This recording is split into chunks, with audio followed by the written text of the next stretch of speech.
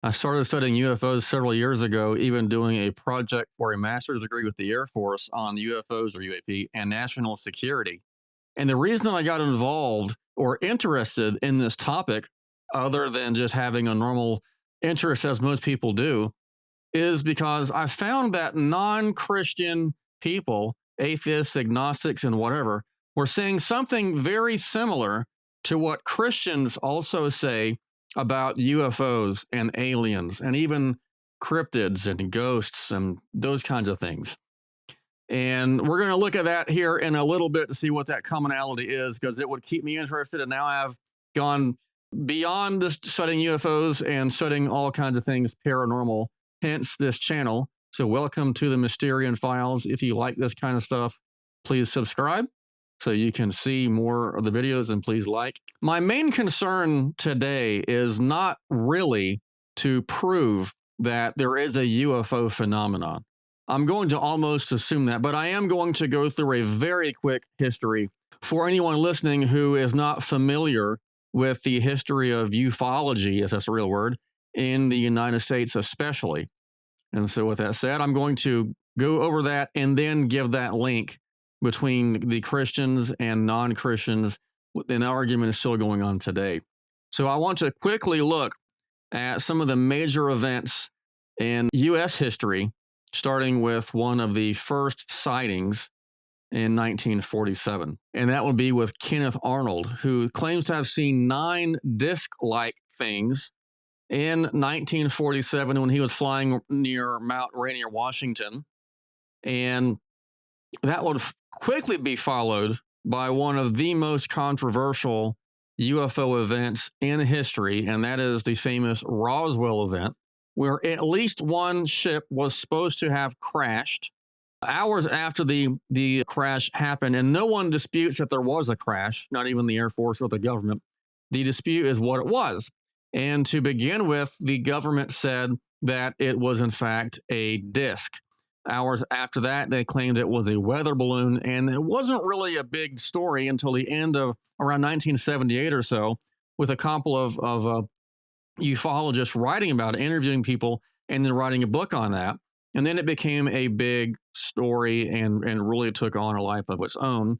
And then in the mid-90s, the Air Force came out with yet another explanation, saying, okay, it wasn't just a weather balloon, it was a radar balloon in Project Mogul that was trying to pick up any kind of atomic signals by the Soviets. So that happened, and then we have the Air Force forming in 1947 in that September. So we have June, and there's some dispute about the dates of Roswell, but then in September we have the very Air Force itself forming. General Twining is a well-known general who wrote a letter to the commander, the commanding general of the Army Air Forces at that time. And he claims that these things that people were seeing were real. They were not fictitious or imaginary, but that they did have a disc-like shape to them. And he thought they should be studied in some more detail. He says the phenomena reported is something real, not visionary or fictitious. There are objects, he said, probably approximating the shape of a disc of such appreciable size as to appear to be as large as man-made aircraft, and that due consideration should be given that they could be natural phenomena, something domestic, foreign, and he recommended that there be a project set up to study UFOs. And that would happen with Project Sign in 1948. And then we have what's called the famous estimate of the situation, where we have a letter to the commanding general saying that what they believe is going on actually is extraterrestrial or alien in nature. And Project Sign will be followed by Project Grudge in 1949. And then the leader, the project manager of the newer Project Grudge, that would become Project Blue Book, Edward Ruppelt, says airline pilots, military pilots, generals, scientists, and dozens of other people were reporting UFOs in greater detail than in reports of the past. Now, ironically, it was Edward Ruppelt who coined the phrase UFO. He pronounced it UFO. He wanted to get away from the pejorative term flying saucer, which is ironic because now the military is going toward a new term called UAP, or unidentified aerial phenomena, to get away from the pejorative term UFO. But he says radars, which were being built for defense, began to pick up some very unusual targets, thus lending technical corroboration to the unsubstantiated claims of human observers. As a result of the continuing accumulation of more impressive UFO reports, official interest stirred.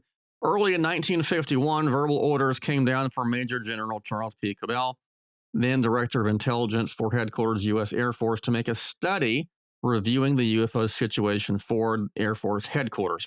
And that would become Project Blue Book from 1952 until 1969. So they changed the name from Grudge in March of 52 to it will become a newer Project Grudge, and then Project Blue Book.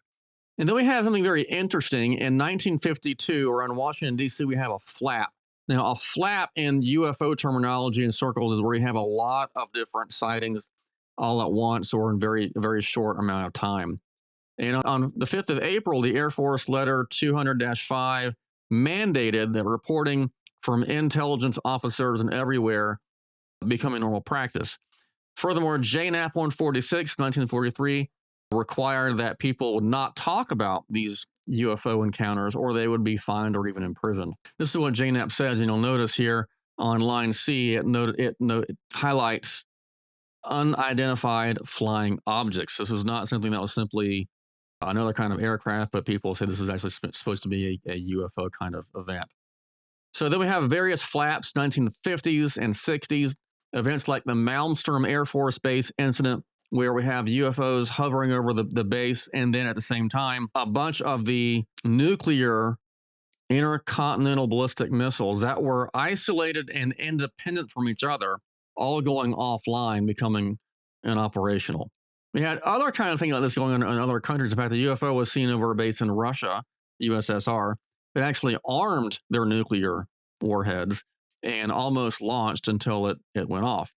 The Condon Committee was made by the Air Force. It was proposed to have a scientific study, and Edward Condon headed up that from University of Colorado at Boulder. And they, long story short, recommended that they stop studying UFOs. There were many other notable events. I'm not going to be able to cover all of them, but I will highlight a few here. 1980, my favorite account. This happened the month I was born, on an Air Force base in Britain, and it had a lot of Air Force personnel involved, including the deputy commander of that base, Colonel Charles Halt. This has happened in Rendlesham Forest or Bentwaters, and it was where they saw a craft come down and travel through the forest, and they got very close to it. In fact, one person claims to have touched it. And what's interesting about this event is that you don't have people we now know to be a nuclear base make up stuff like this, or they just don't. It's a career ender. You don't do that kind of stuff, or it's said to be a career ender.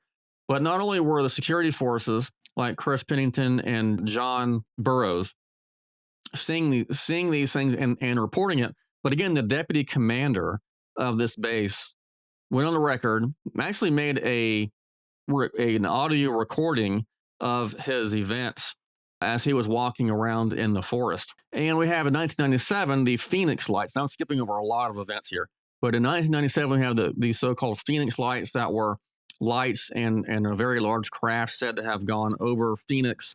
And even the governor of the time, Fife Symington, said to have seen the craft, and it was so enormous that it was said to have blocked out much of the sky. There are people who say this was simply flares, and there were flares in the air, but it was after that. They were not the same event. And now the most recent events, we have the 2004 and 15 cases of the Navy sighting accounts with what we're calling UAP. And this was brought about by a 2017 New York Post story that broke and said that the Navy had taken pictures of these various UFOs or UAP.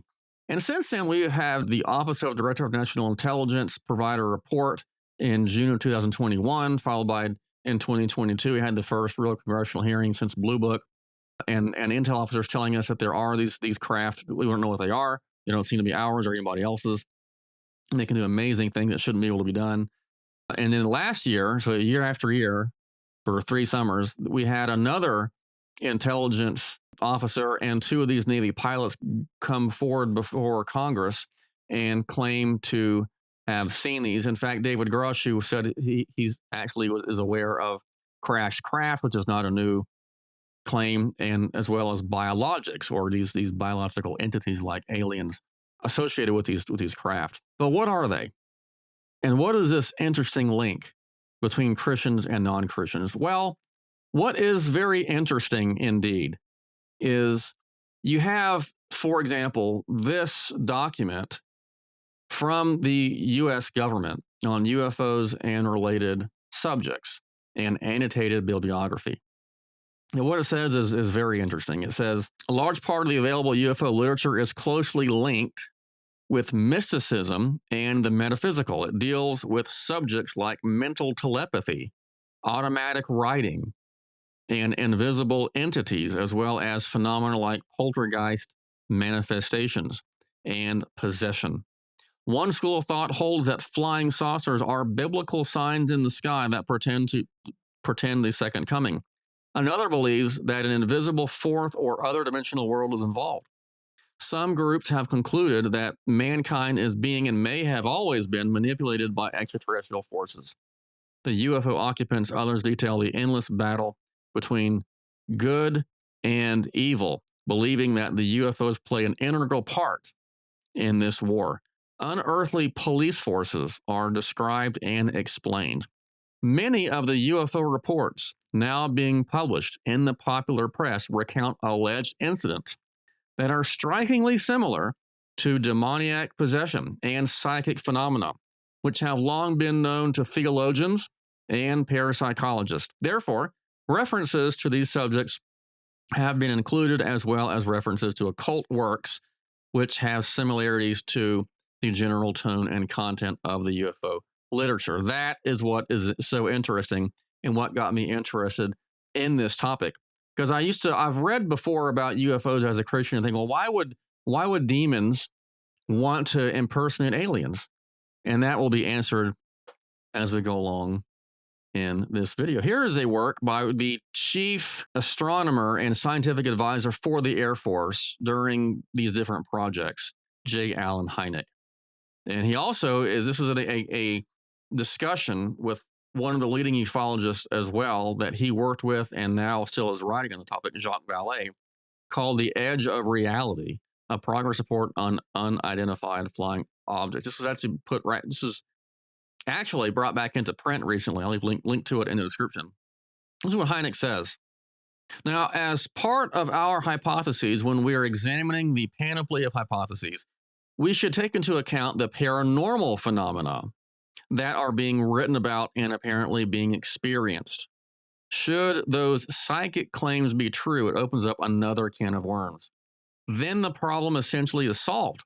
That explains why UFOs can make right-angle turns. That explains why they can be dematerialized, why sometimes they are picked up on radar and sometimes not, and why they are not detected by our infrared equipment. All that, but that's just dangerous territory. But that's dangerous territory to tread. Now, Vallée pushed back on that, and he didn't believe that these are non-physical entities. While Vallée does not believe they're aliens, he does believe they're physical, but that they're not extraterrestrial in the alien sense, but they're actually part of our world in a more interdimensional sense.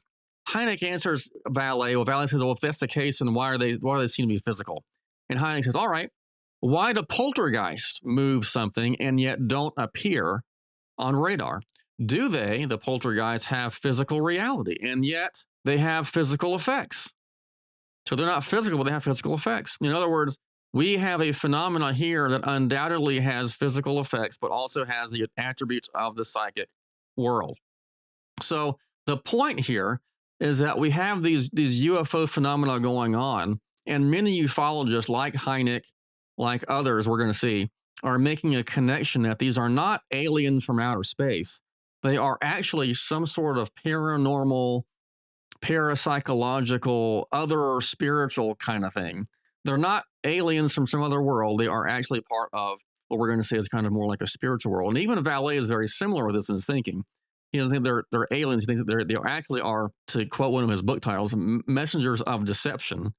And we're going to see what some of these folks believe, including Valet. And we're going to look at Valet right now. He says, I propose that there is a spiritual control system for human consciousness, and that paranormal phenomena like UFOs are one of its manifestations. This is in his trilogy, the first book in his trilogy called Dimensions, the others being Confrontations and Revelations. He further says, this opening of the mind to a new set of symbols that is reported by many witnesses is precisely what the various occult traditions also try to achieve. Now, he is not going to say, as others are going to say, that there is a one-to-one correlation between demons, for example, and aliens. He thinks that they're not the same thing, but that they are similar in their practice and how they operate. Further, he says, any acceptable theory, this is John Keel, must offer an explanation for all the data. The paraphysical hypothesis meets this criterion, he says. The extraterrestrial hypothesis does not. John Keel is an interesting fellow in this investigation. He is a paranormal investigator around the same time as Jean Vallée. He wrote the famous Mothman prophecies, as well as Our Haunted Planet and the Trojan, or Operation Trojan Horse. And he is of the opinion, in the same general school of thought as Hynek and Vallée, these are not aliens, but that they have some kind of paranormal, parapsychological kind of poltergeist activity with them that they exhibit. And so he says, in Operation Trojan Horse, the manifestations and occurrences described in this imposing literature, and this is about demonology he's talking about, are similar. That is, works about demonology and works about ufology are similar, if not entirely identical, to the UFO phenomenon itself. Victims of demonomania as possession suffer the very same medical and emotional symptoms as the UFO contactees. Contactees are people who are just that, in contact with these supposed alien entities that are here on these spaceships. He says in the same work, I cannot even begin to review all the occult evidence here, but there are dozens of excellent books available covering the whole spectrum of spiritual events. If you take the time and trouble to examine some of the better literature, you will find precise parallels and correlations with the UFO phenomena. He continues, it appears that the same forces are at work in both situations, that is, the demonic and those in ufology. The same patterns prevail, particularly the hoax patterns, and the same underlying purposes seem to be present. In short, we can conclude that spiritualism is just another means of communication between the ultra-terrestrials and ourselves. And this form of communication has been in constant use throughout history. Pierre Guérin says this. He's part of the French National Council for Scientific Research. The modern ufonauts and the demons of past days are probably identical. So what is the evidence for what UFOs are, what aliens are? This is not a deductive matter where we're going to say this, therefore this, or an inductive one where we're going to say that these are all the accounts here and we're going to pick one based on our inductive experience. Rather, and no pun intended, this is an abductive means to discover what is the best explanation. And if you do what John Keel says and take the evidence in its totality, then it doesn't appear, as others like Vallée and Hynek say, that aliens are a good candidate for the phenomenon. Why is that? Because there seems to be a lot of evidence that the phenomenon in question, that is UFOs and aliens, are not physical. They do things that we cannot do in physics. Now, there's a new book out. I'm going to review it soon by Lou Elizondo called Imminent. And he argues that it's just that we don't have enough knowledge of physics yet. It's not that it defies physics in general, but it defies our understanding of physics. Sort of a physics of the gap. Like people have like the God of the gap fallacy, kind of a physics of the gap fallacy. Well, they tend to do things that are not just beyond our understanding, but things that simply cannot be done. They make right angle turns or 180-degree turns at extreme amounts, thousands of miles an hour. They vanish, disappear, change shape, materialize, dematerialize, all sorts of things that should not happen. Further, we have entities that seem to not be material themselves. They can walk through things, they can themselves materialize. And they, interestingly, have a lot in common with the messages we hear from demonic entities or other type of cultic and spiritual groups. They are not simply anti-religious. These beings that are said to be aliens are anti-Christian in particular. They particularly argue against the deity of Christ, the plan of salvation as laid out in the gospel, the biblical accounts, well, what the Bible is. And they want to teach us how to achieve a higher consciousness, how to attain a higher level of being. This is very well known with Stephen Greer, a well-known ufologist who is very new agey. And even as Jacques Vallée says, who does not buy into the Christian account, says that these entities want to control our thinking and our worldview. If we look at what is practiced in the occult and what is practiced in these ufological circles, and when people exhibit these kinds of experiences, then as John Keel, as Vallée says, as Hynek says, as others say, there's a lot of correlation between these spiritualistic, and I'm not saying spiritual in the sense of going to church, that kind of thing, but spiritism, calling on spirits, occult type practices. They are very, very similar. And one ufologist in particular has written a lot about this. His name is Joe Jordan, and he argues in his book, Piercing the Cosmic Veil, that there's something very interesting with these alleged alien beings and the name of Jesus. Now, he says that according to professional ufologists, and he is a researcher for MUFON, or Mutual UFO Network, that there's no way to stop an alien abduction experience. But he has talked to hundreds of people now who claim that they called on the name of Jesus, and during that time where they were calling on Christ, the abduction stopped. And he went back to his colleagues at MUFON and said, this is what's going on. They can stop the abduction experience by calling on the name of Jesus. And they said something very, very interesting. They said, we know that, but we can't go there because it's religious. So you do it. You investigate that, and you write about that. And he did. And again, he's got several hundred accounts of people saying the same thing about calling on the name of Christ and these experiences stopping. This has happened also with experiences of cryptids like Mothman and ghosts and these kinds of things too, because these are all interconnected. They are all of the same spiritual origin. They're all part of the same trickery, or part of the game plan of the trickster, as he's called, even in non-Christian circles. Now, Jordan is careful to note that you have to be living for Christ. It's not an automatic calling Christ's name when this happens. And sometimes it's not the exact same pattern that you see with others.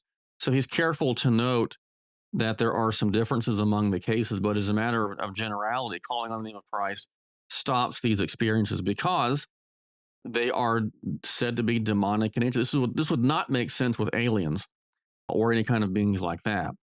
These are inherently deceptive and evil beings. And they're also said to be non-physical, which also doesn't make sense unless there's something like a demonic kind of being. For example, Jordan was talking to a person who was undergoing an abduction experience, and he was said to have been going out into the ship and being abducted, and his body did not leave. It stayed. One instance was in the living room, and one instance was in the car, and he didn't go anywhere. But they were there. His girlfriend was there, and they said this guy reported how this abduction, but his body did not go. It was a psychological, subjective event.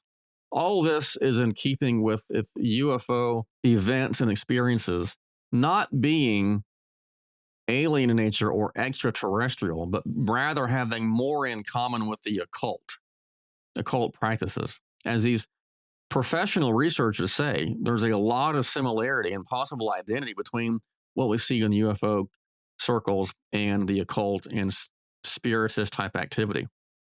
So Keel, interestingly, says that people should be careful, and he's not just unchristian; he's anti-Christian.